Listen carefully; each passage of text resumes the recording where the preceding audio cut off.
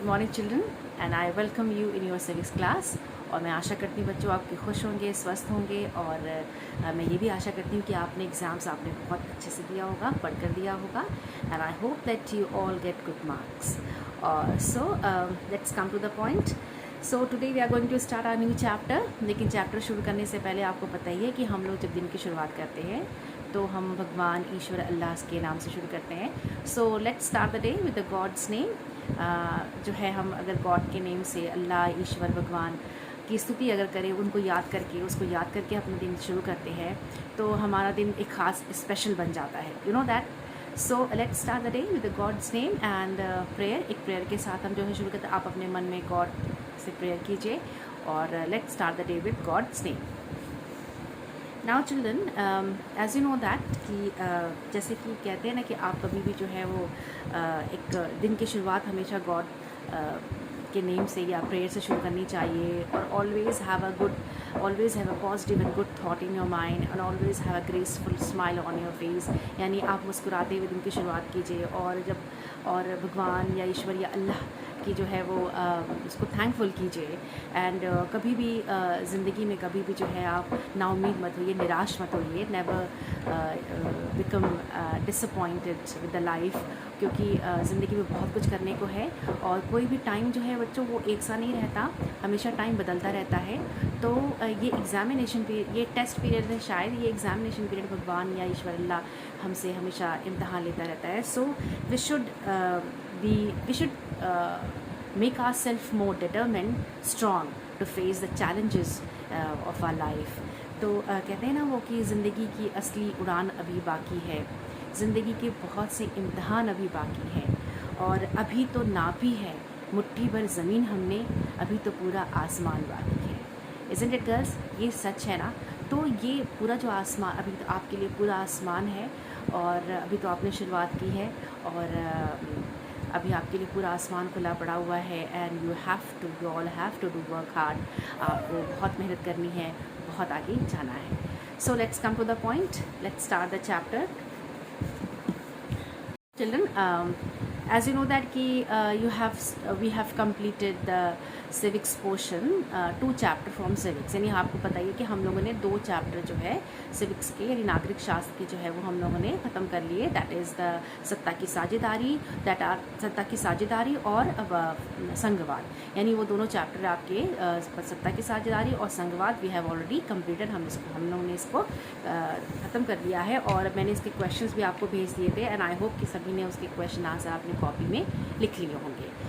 सो चलिए in today's lecture, आज के लेक्चर में बच्चों हम इसी पार्ट को कंटिन्यू करेंगे। नॉट इस पार्ट को, हम सिविक्स नागरिक शास्त्र को कंटिन्यू करेंगे, यानी सिविक्स को ही पढ़ेंगे। और सिविक्स का जो 3rd चैप्टर आपका है लोकतंत्र और विविधता, उसको हम जो है आज इस लेक्चर में शुरू करेंगे। तो लेट्स स्टार्ट द चैप्टर। हम आज के क्लास में जो है नागरिक शास्त्र का 3रा अध्याय यानी लोकतंत्र और विविधता, यानी इसको इंग्लिश में कहते हैं डेमोक्रेसी एंड डाइवर्सिटी।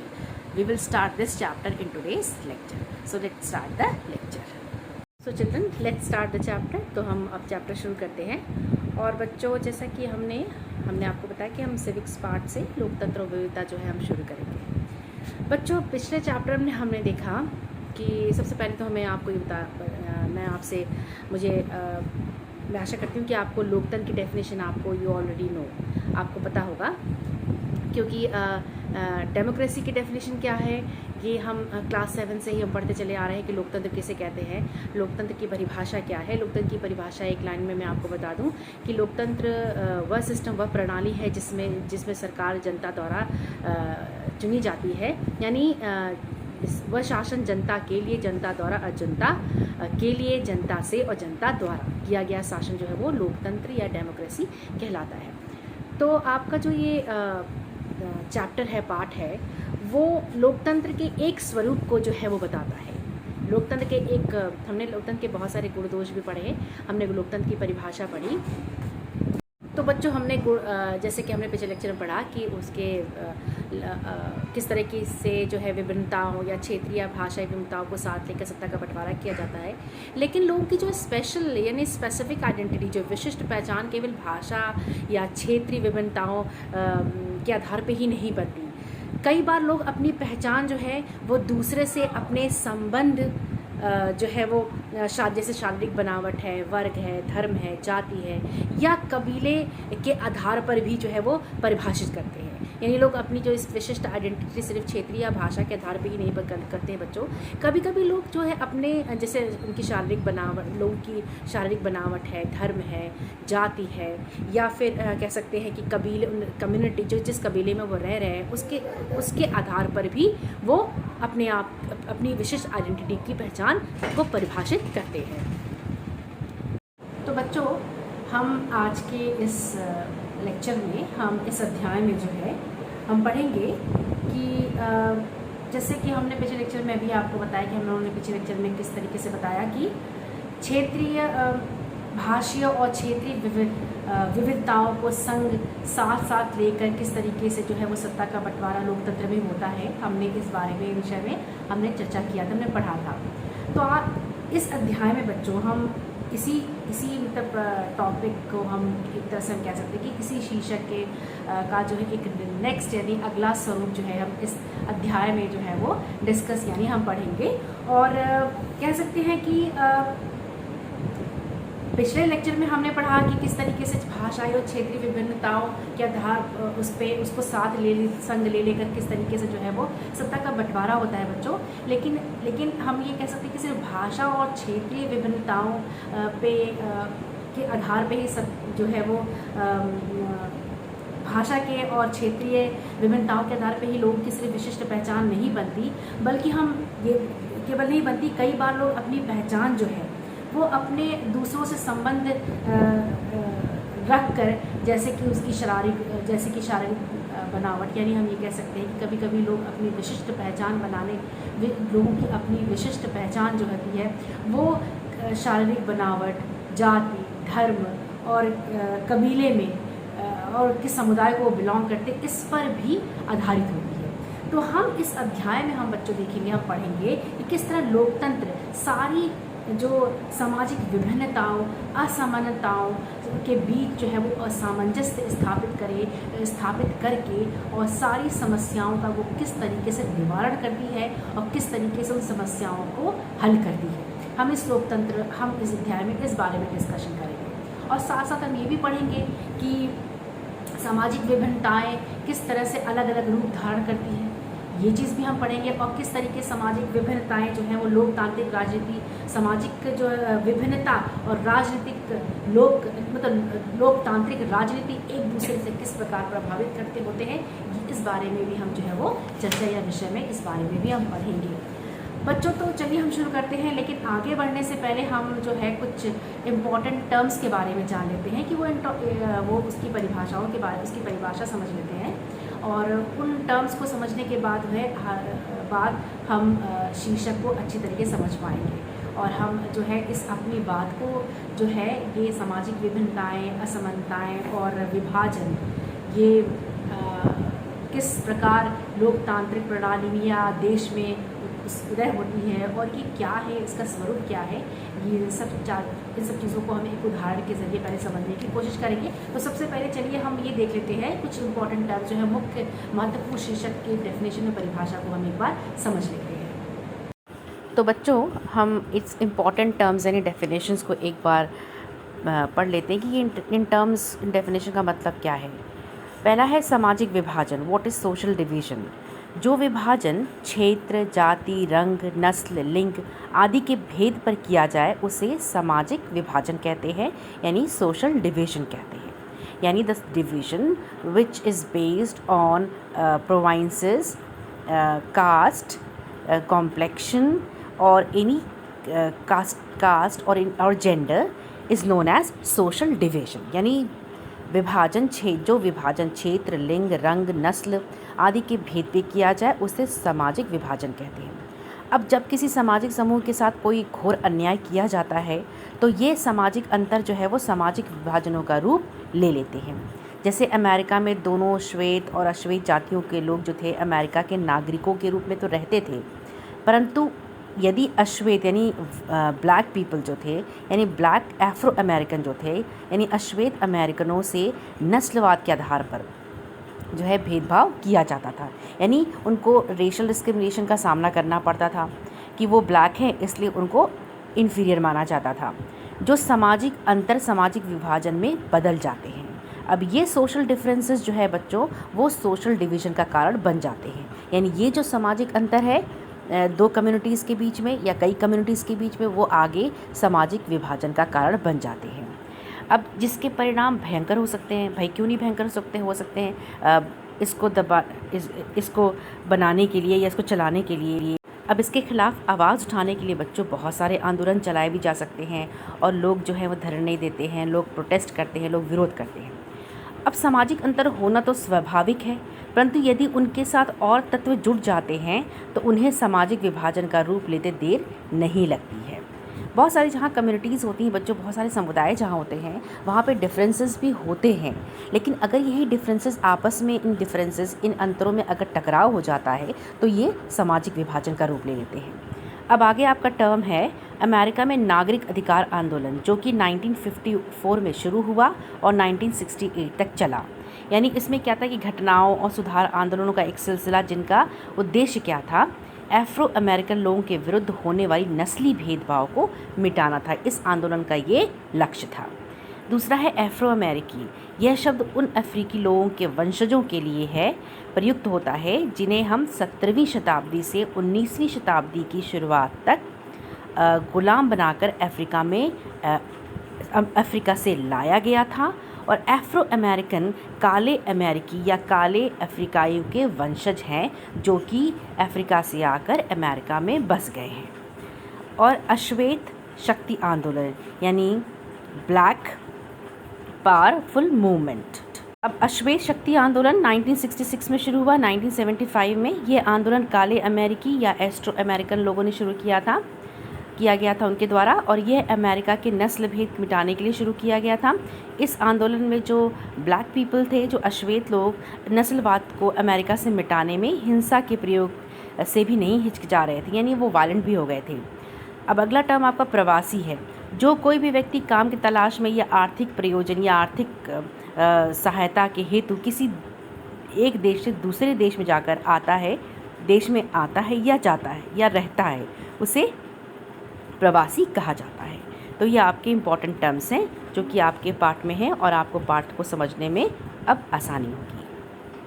तो बच्चों इन मुख्य इम्पॉर्टेंट शीर्षक और की परिभाषा या इनके बारे में जानने के बाद चलिए हम शुरू करते हैं। सबसे पहले इन विभिन्नताओं, असमानताओं और विभाजन के बारे में जानने के बाद हम एक उदाहरण लेते हैं कि ये कह सकते हैं कि जैसा कि अभी हमने आपको बताया कि अमेरिका में चले नागरिक अधिकार आंदोलन क्या है। अभी हमने आपको बताया कि अमेरिका में चल रहे नागरिक अधिकार आंदोलन की यह प्रमुख घटना है जिसके बारे में मैं आपको बताने जा रही हूँ। उससे संबंधित एक घटना है। उस समय अमेरिका में जो है वो नागरिक अधिकार आंदोलन चल रहा था। ये घटना 1968 में मैक्सिको के ओलंपिक प्रतियोगिता की है। उस दौरान ये घटना घटित हुई कि 1968 में मैक्सिको में ओलंपिक प्रतियोगिता चल रही थी और उस प्रतियोगिता में 200 मीटर दौड़ लगाने के लिए बहुत सारे धावक जो है वो पार्टिसिपेट कर रहे थे, यानी उसमें भाग ले रहे थे। उसमें 2 अफ्रो अमेरिकन धावक भी थे जिनका नाम था टॉमी स्मिथ और दूसरा था जॉन कार्लोस।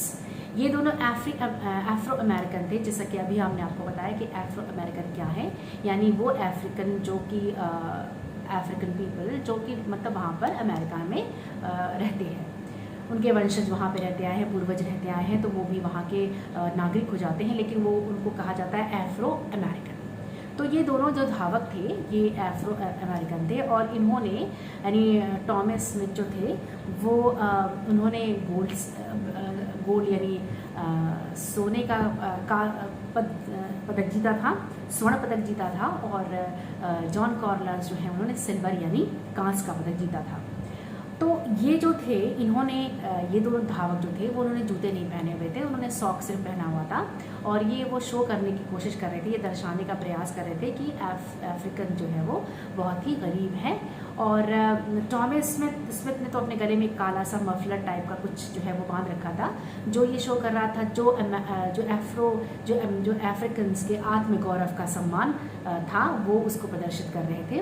और कार्लोस ने भी जो है वो कुछ काले मोतियों की उन्होंने माला पहन रखी थी, और उन अपने इस तौर तरीके और इस प्रतीकों, इस सिंबल्स और तौर तरीकों के माध्यम से वो अमेरिका में जो अंतर्राष्ट्रीय मंच पर उन्होंने अंतर्राष्ट्रीय लोगों का ध्यान जो है वो आकर्षित करने की वो कोशिश कर रहे थे। और इस बात की वो कोशिश कर रहे थे कि किस अमेरिका में चल रहे रंग भेद जो है वो कि उन्होंने मतलब जो वो रंग भेद के प्रति अंतर्राष्ट्रीय ध्यान आकर्षित कर रहे थे, ये सारे प्रतीकों को वो शो करके। अब आप कहेंगे ये तो अफ्रो अमेरिकन थे, साथ में एक ऑस्ट्रेलियन धावक भी पार्टिसिपेट कर रहे थे जिनका नाम था पीटर नॉर्मन। और ये पीटर नॉर्मन ना तो अफ्रीका से बिलोंग कर रहे थे, ना तो अफ्रीकन थे, ना तो अमेरिकन थे, ये ऑस्ट्रेलिया से बिलोंग कर रहे थे और ये ऑस्ट्रेलियन धावक थे। तो इन्होंने एक टी शर्ट पहन रखी थी जिस पर उन्होंने मानव अधिकार का एक लेबल चिपका रखा था। और ये करके वो इन दोनों धावकों यानी टॉमस स्मिथ और जॉन कार्लोस का वो समर्थन कर रहे थे। तो ये तीनों धावक जो थे वो रंग भेद के खिलाफ अपनी आवाज़ उठाने की कोशिश कर रहे थे और अंतर्राष्ट्रीय जो है वो लोगों का या अंतर्राष्ट्रीय कम्युनिटी का जो है वो अपना ध्यान आकर्षित कर रहे थे इस रंग भेद के खिलाफ। तो अब आप सोचिए कि क्या जॉन स्मिथ जो थे, कार्लोस और टॉमस स्मिथ और नॉर्मन, इनकी जो प्रतिक्रिया थी, जो इनका ये तौर तरीका था, जो ये राजनीतिक इन्होंने जो वहाँ पर एक शो किया प्रतीकों के माध्यम से अपनी बात उन्होंने क्या ये कहीं ना कहीं सही था या गलत था, जो भी था, लेकिन इन्होंने अपने तरीके से अपनी आवाज़ इन्होंने उठाई। तो बच्चों, लेकिन इसका नतीजा क्या हुआ कि अंतर्राष्ट्रीय ओलंपिक संघ ने इन दोनों धावकों का पद वापस ले लिया, क्योंकि उन्हें अंतर्राष्ट्रीय ओलंपिक संघ ने इन दोनों धावकों के प्रति जो है वो कार्रवाई की, क्योंकि उन्होंने इस तरह का राजनीतिक बयान जो है वो पसंद नहीं आया और इनके दोनों पदक जो है वापस ले लिए गए। और पीटर नॉर्मन को भी समर्थन देने की जो है वो चुकानी पड़ी और उन्हें फिर कीमत चुकानी पड़ी और उन्हें आगे ओलंपिक प्रतियोगिता में भाग लेने का मौका नहीं मिला। लेकिन इन सब के बावजूद भी, इन सारी प्रतिक्रियाओं के बावजूद भी बच्चों, ये दोनों धावक जो है वो अपनी बात कह गए और अंतर्राष्ट्रीय बिरादरी की का ध्यान अपनी ओर उन्होंने आकर्षित कर दिया। और उन्होंने जो रंग भेद यानी रेशियल डिस्क्रिमिनेशन यानी रंग पे आधारित भेदभाव के प्रति उन्होंने जो है अपना विरोध जो जताया और शो किया। और कहीं ना कहीं पूरे विश्व में जो बच्चों ये एक आंदोलन जो है वो फैल गया और लोग जागरूक हो गए, लोग जो है वो अवेयर हो गए इस आंदोलन के खिलाफ, इस आंदोलन के फेवर में और रंग भेद के खिलाफ हो गए। तो बच्चों, अब बात करते हैं समानताएं, असमानताएं और विभाजन की। अब इस उदाहरण से हमें क्या लगता है, जो खिलाड़ी थे उन्होंने सामाजिक भेदभाव, सामाजिक बंटवारे को किस तरीके से अपना शो किया। यानी हम ये कह सकते हैं बच्चों कि लोग चाहे भिन्न प्रकार के हों, चाहे भिन्न भिन्न समुदायों से बिलोंग करते हों, लेकिन उन्हें समाज में चल रही असमानताएं और विभाजन और विभिन्नताओं के चलते प्रॉब्लम जो खड़ी होती है उनके खिलाफ बोलने का उनको पूरा अधिकार होता है या वो अपने तरीके से विरोध कर सकते हैं। अब देखिए, पिछले 2 अध्याय में बच्चों, पिछले 2 अध्यायों में हमने इसी सामाजिक बंटवारे के कुछ बहुत सारे अन्य स्वरूप भी हमने देखे और पढ़े। अब जैसे मान लीजिए उदाहरण के लिए हम ले लेते हैं बेल्जियम और श्रीलंका को। अब यहाँ पे देखिए बेल्जियम में क्या था कि यहाँ पे क्षेत्रीय विभाजन, श्रीलंका में, बेल्जियम और श्रीलंका में ये विभाजन क्षेत्रीय और भाषाई दोनों था, सामाजिक दोनों था, दोनों उस तरह पे मौजूद था। अब बेल्जियम में अलग अलग क्षेत्रों में, अलग अलग इलाकों में रहने वाले अलग अलग भाषा लोग बोलते थे, कहीं डच तो कहीं फ्रेंच। और इसी तरह श्रीलंका में भी क्षेत्रीय और भाषाई के आधार पर विभिन्नताएं थी, दोनों के आधार पर विभिन्नताएं थी। यानी कहीं तमिल बोली जा रही थी, कहीं सिंहली भाषा थी, कहीं क्रिश्चियन कम्युनिटी थी, कहीं मुस्लिम कम्युनिटी थी। तो तरह तरह की विभिन्नताएं थी जो क्षेत्र और भाषा के आधार पर दोनों थी श्रीलंका में। तो हम ये नहीं कह सकते बच्चों किस प्रकार हर समाज में सामाजिक विविधता जो भी है वो अलग अलग रूप में जो है वो सामने आती है। अब बात करते हैं सामाजिक भेदभाव की उत्पत्ति के बारे में, यानी सामाजिक भेदभाव की उत्पत्ति कैसे होती है, किसके आधार पर होती है। तो बच्चों ये दो चीज़ों के आधार पर होती है, एक होता है जन्म के आधार पर, एक होता है चमड़ी के आधार पर, यानी कॉम्प्लेक्शन के आधार पर, स्किन के आधार पर, स्किन कलर के आधार पर। और एक और हमें कि ये भी कह सकते हैं पसंद और नापसंद के अनुसार भी होता है, उसके आधार पर भी होता है। तो अगर हम बात करते हैं जन्म के आधार पर, तो बच्चों ये होता है कि कभी कभी होता है ना कि हम अपने वंशज का चुनाव जो है वो कभी कभी हमारे बस में नहीं होता है। जैसे कि हम अगर चाहें कि हम जिस कम्युनिटी, जिस समुदाय में हमारा जन्म होता है, तो ऑटोमेटिक ही हम ये समझ जाते हैं कि ये कम्युनिटी, ये समुदाय जो है वो मेरा अपना है और ये मैं इससे बिलोंग करती हूँ और ये कम्युनिटी मेरी अपनी है। तो हमें ये अधिकार बहुत कम होता है, हमें अधिकार कि हम अपने समुदाय से अलग जाकर किसी और समुदाय को अपना लें। हालांकि अब तो ये आधुनिक युग है, मॉडर्नाइजेशन आ गया है, लोग पढ़ लिख रहे हैं और शिक्षा का जो है लोग शिक्षित हो रहे हैं, तो लोग अब इन सब अब कम्युनिटी से बाहर रहकर भी वो अपनी पहचान बना रहे हैं और सिर्फ ये नहीं रहेगा। लेकिन अगर हम कहें कि विशिष्ट पहचान अगर होता है किसी पर्सन, किसी व्यक्ति की विशिष्ट पहचान उसके समुदाय से ही उसको मिलती है, उसकी कम्युनिटी से ही उसको मिलती है। तो ये तो रहा जन्म के आधार पर। दूसरा है कि पसंद नापसंद के अधिकार पे हम बात करें कि कभी कभी होता है बच्चों कि हम बहुत सारे लोग ऐसे होते हैं जो अपने माँ बाप, माता पिता और जॉइंट फैमिली में रहना पसंद करते हैं, उनके साथ रहना पसंद करते हैं, और बहुत सारे ऐसे लोग होते हैं जो अलग रहना पसंद करते हैं। तो ये उनकी पसंद नापसंद पे आधारित होता है। तो ये यहाँ पे कि विभिन्नताएं, समानताएं आ जाती हैं कि बहुत से लोग जॉइंट फैमिली में पसंद करते हैं, परिवार से अलग अपना घर बसा कर रहना चाहते हैं, और बहुत से लोग जो होते हैं वो परिवार से अलग होकर अपना धर्म चुन लेते हैं, अपना कोई भी धर्म चुन लेते हैं, क्योंकि लोकतंत्र में तो किसी पे दबाव है नहीं, तो कोई भी अपने मन से कोई भी धर्म जो है वो चुन सकता है। तो ये भी एक चीज़ें हैं।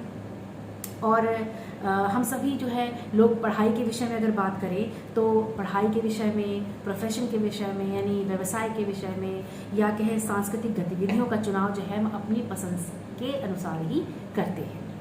अब इस सब के आधार पर भी सामाजिक समूह बनते हैं बच्चों, और ये जन्म पर आधारित नहीं होते हैं। ये चीज़ें हो गई। अब हम कहें कि चमड़ी के आधार पर अगर हम बात करें तो जैसा कि अभी हमने आपको बताया कि शारीरिक बनावट के आधार पर भी असमानताएं, विभिन्नताएं देखी जाती हैं।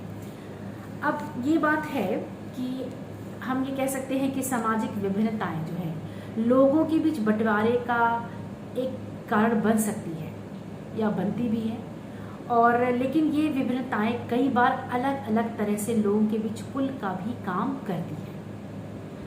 विभिन्न सामाजिक समूह के लोग जो होते हैं अपनी समूह के सीमाओं से परे भी असमानताओं और समानताओं और असमानताओं का चयन या अनुभव करते हैं।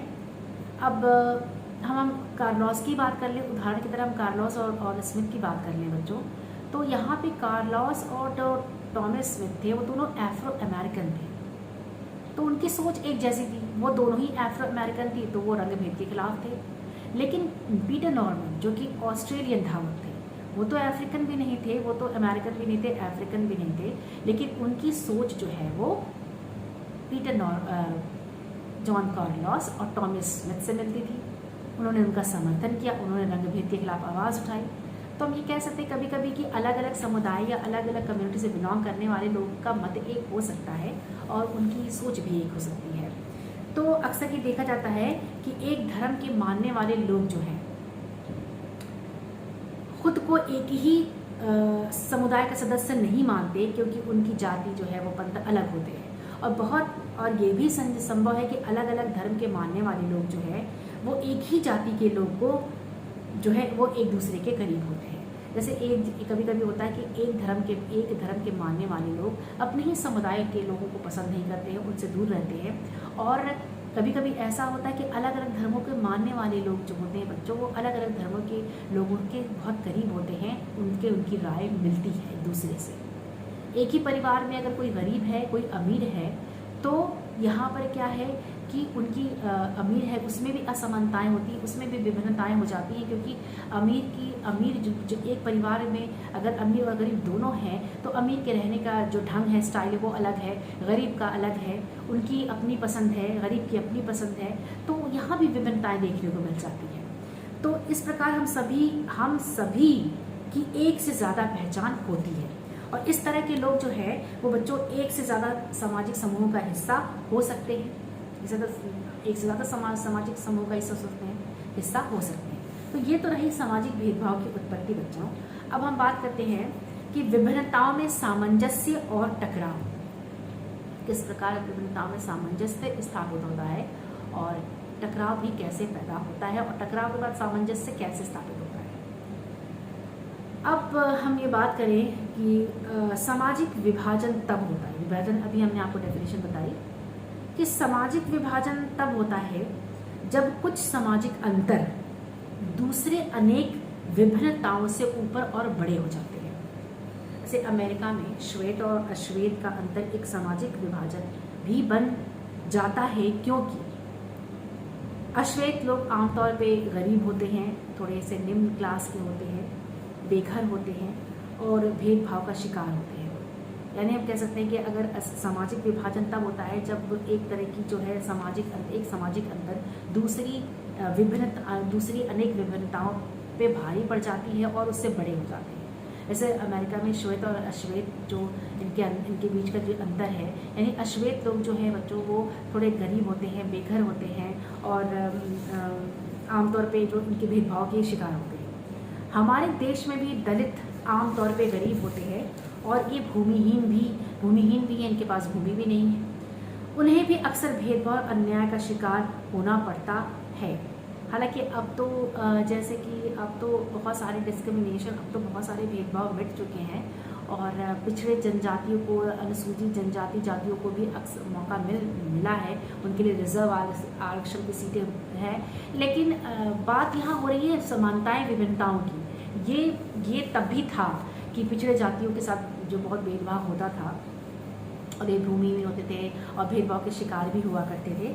जब एक तरह का सामाजिक अंतर अन्य अंतरों से ज़्यादा महत्वपूर्ण बन जाता है और लोगों को ये महसूस होने लगता है कि वे दूसरे समुदाय के हैं, तो इससे एक सामाजिक विभाजन की स्थिति पैदा हो जाती है। जैसा कि अभी हमने आपको बताया कि सामाजिक विभाजन क्या है। जब एक तरह का सामाजिक अंतर अन्य अंतरों की से ज़्यादा महत्वपूर्ण हो जाता है और लोगों को ये महसूस होने लगता है कि वे दूसरे समुदाय के हैं, तो इससे एक सामाजिक विभाजन की स्थिति जो है वो पैदा हो जाती है। अब बात करते हैं, अगर एक सी सामाजिक असमानताएं कई समूह में मौजूद हैं, तो फिर एक समूह के लोग के लिए दूसरे समूह के लोगों को पहचान बनाना मुश्किल हो जाता है। तो बच्चों इसका मतलब कह सकते हैं कि इसका मतलब यह है कि किसी एक मुद्दे पे कई समूहों के हित एक जैसे हो जाते हैं, जबकि किसी दूसरे मुद्दे पे उनके नज़रिया, उनकी सोच बदल जाती है। अब हम उदाहरण नीदरलैंड और आयरलैंड के लिए लेते हैं। दोनों ही जो है वो क्रिश्चियन प्रधान देश है, यानी ईसाई बहुल, कह सकते हैं कि ईसाई बहुल देश है। लेकिन और यहाँ के लोग जो है प्रोटेस्टेंट और कैथोलिक में बटे हुए हैं। तो उत्तरी आयरलैंड में वर्ग और धर्म के बीच जो है, यानी उत्तरी आयरलैंड की और हम नीदरलैंड की बात कर रहे हैं, तो उत्तरी आयरलैंड में धर्म और वर्ग के बीच समानता दिखती है। तो यहाँ भी कैथोलिक और प्रोटेस्टेंट हैं, और लेकिन उनके बीच जो है कहीं ना कहीं समानता दिखती है। और वहाँ का जो कह सकते हैं कि धर्म और बीच की समानता दिखती है। और हम ये कह रहे हैं कि वहाँ का जो कैथोलिक जो समुदाय है, यानी वहाँ जो उत्तरी आयरलैंड में जो कैथोलिक समुदाय है बच्चों, वो थोड़ा गरीब है, थोड़ा पुअर सेक्शन को बिलोंग करता है और लंबे समय से उनके साथ भेदभाव जो है वो होता आ रहा है। वहीं नीदरलैंड में वर्ग और धर्म के बीच ऐसा मेल दिखाई नहीं देता। वहाँ कैथोलिक और प्रोटेस्टेंट दोनों ही धर्म के, दोनों ही वर्ग के लोग हैं और दोनों ही अमीर और गरीब हैं। परिणाम ये है कि उत्तरी आयरलैंड में कैथोलिक और प्रोटेस्टों के बीच हमेशा मारकाट और एक तनाव, एक संघर्ष चलता रहा है। ठीक है। और पर नीदरलैंड में ऐसा नहीं होता क्योंकि वहाँ पर दोनों ही गरीब हैं, दोनों ही अमीर हैं। तो यहाँ जब सामाजिक विभिन्नताएं बच्चों एक दूसरे से गुज जाती है, जब सामाजिक विभिन्नताएं जो होती है बच्चों जब एक दूसरे से कनेक्ट हो जाती हैं, एक दूसरे से जुड़ जाती हैं, तब वहाँ पे सामाजिक विभाजन की ज़मीन तैयार होने लगती है।